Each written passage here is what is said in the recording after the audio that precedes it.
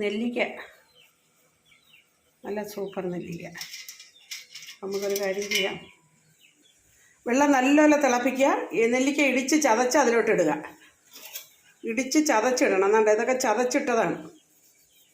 ചതച്ചിടണം കേട്ടോ. ചതച്ചിട്ട് നല്ലപോലെ വേവിക്കുക.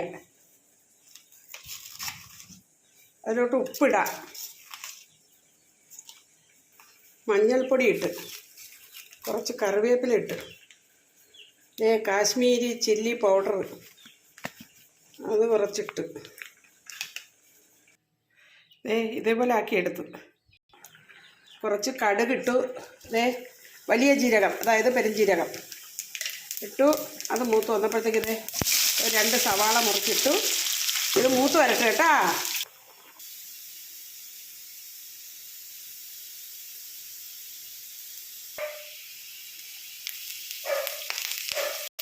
നെല്ലിക്ക അച്ചാർ റെഡി.